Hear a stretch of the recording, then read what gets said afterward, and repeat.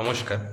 আমার নাম সৌরভ মুখার্জি। আজকে আমি যে জিনিসটা প্রেজেন্ট করব বা যে জিনিসটা নিয়ে আমরা আলোচনা করব সেটা হচ্ছে যে অ্যাজ এ হেডমাস্টার স্কুলে যদি লাইব্রেরির আমরা ব্যবস্থা করি বা লাইব্রেরির ক্ষেত্রে কি কি ধরনের আমার আগে ক্লাসমেটসরা তারা বলেছে যে একটা টিচার পারফরমেন্স কেমন হওয়া উচিত, টিচারের কি সেখানে দায়িত্ব থাকা উচিত, আদার টপিকসগুলো আছে। আমার যে টপিকটা আছে সেটা হচ্ছে যে লাইব্রেরিতে যে ম্যাটেরিয়ালসগুলো থাকবে, যে রিসোর্সগুলো থাকবে, সেটাকে আমরা কীভাবে ম্যানেজ করব বা সেটাকে অর্গানাইজ করার কথা আমরা কীভাবে ভাববো।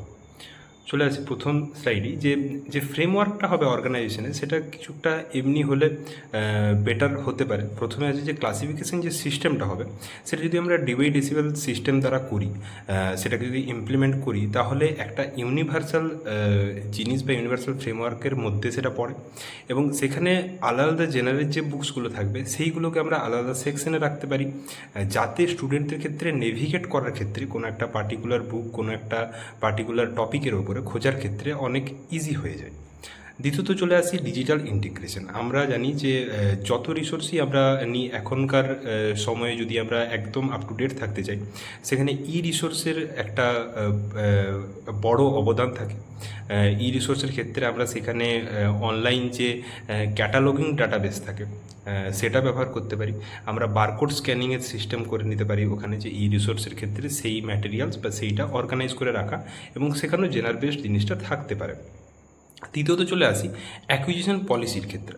অ্যাকুইজিশন পলিসির ক্ষেত্রে যে কারিকুলামটা হবে আমরা সেখানে রিসোর্সগুলোকে অ্যালাইন করে রাখতে পারি এবং যে লার্নিং ম্যাটেরিয়ালস যা থাকবে লাইব্রেরিতে সেটা একটা ডাইভার্স হবে। ডাইভার্স মানে নানান ধরনের ভ্যারাইটির ওপরে সেই লার্নিং ম্যাটেরিয়ালসগুলো থাকবে, নানান ধরনের টপিকের ওপরে সেইগুলো থাকবে।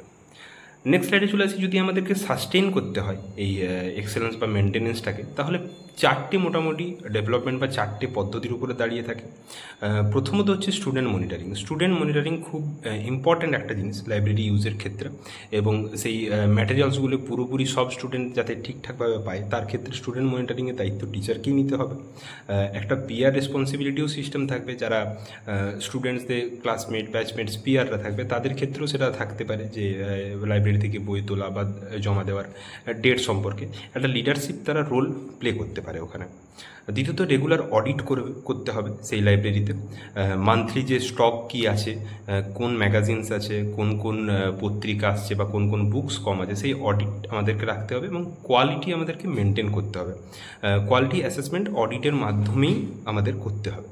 তৃতীয়ত যদি আসি, যে কনজারভেশন যে মেজার্সগুলো আছে তার মধ্যে আমাদের কেয়ার প্রোটোকল প্রিভেন্ট করতে হবে, আমাদের সেখানের ক্লাইমেট কেমন আছে সেই জিনিসটার উপরও ধ্যান দিতে হবে। এবং শেষে চলে আসি যে প্রফেশনাল ডেভেলপমেন্টের ক্ষেত্রে কী কী করা উচিত। যারা স্টাফ আছে, লাইব্রেরি যে স্টাফরা আছে বা লাইব্রেরিতে যারা দায়িত্বে আছেন তাদের প্রপার ট্রেনিং চাই, যাতে তারা অ্যাক্সেস করে দিতে পারে সব বুকসগুলো ঠিকঠাকভাবে স্টুডেন্টদের কাছে। ওয়ার্কশপ করানো যেতে পারে তাদেরকে দিয়ে, যে কীভাবে প্রোটোকলসগুলো চলে বা রুলস কী কী থাকে, নিয়ম কী কী থাকে। এবং তাদের মধ্যে অবশ্যই টেকনোলজি স্কিল থাকতে হবে ঠিকঠাকভাবে, কারণ যারা ই রিসোর্স ব্যবহার করবে বা যারা যেগুলো ফিজিক্যাল রিসোর্স আছে সেটাতে স্যাটিসফাইড না হয়ে তারা আরও বেশি কিছু রিসোর্স চায়, তাদের ক্ষেত্রে যেন তারা পুরোপুরিভাবে তাদেরকে হেল্প করতে পারে। এবং এইটা যদি আমরা করে থাকি যে কোনো ম্যাটেরিয়ালসের ক্ষেত্রে, এই মেনটেনেন্সটা যদি আমরা করে থাকি এবং এই অর্গানাইজেশনটা যদি আমরা করতে পারি, তাহলে লং টার্মে আমরা দেখব যে ওই ম্যাটেরিয়ালগুলোর প্রিজার্ভেশন এবং লার্নিং এনভায়রনমেন্ট যেটা থাকে স্কুলে সেটা কিন্তু এনহান্স হবে। এবং অ্যাজ এ হেডমাস্টার আমার মনে হয় এই দায়িত্বগুলো পালন করা উচিত স্কুলে যিনি হেডমাস্টার থাকবেন, তাহলে লাইব্রেরি পুরোপুরিভাবে একটা ভালো এনভায়রনমেন্ট, ভালো ক্লাইমেটের মধ্য দিয়ে স্টুডেন্টরা সেখানে ব্যবহার করতে পারবে এবং স্টুডেন্টরা সেখানে ভালোভাবে সেই রিসোর্সগুলোকে ইউজ করতে পারবে। Thank you.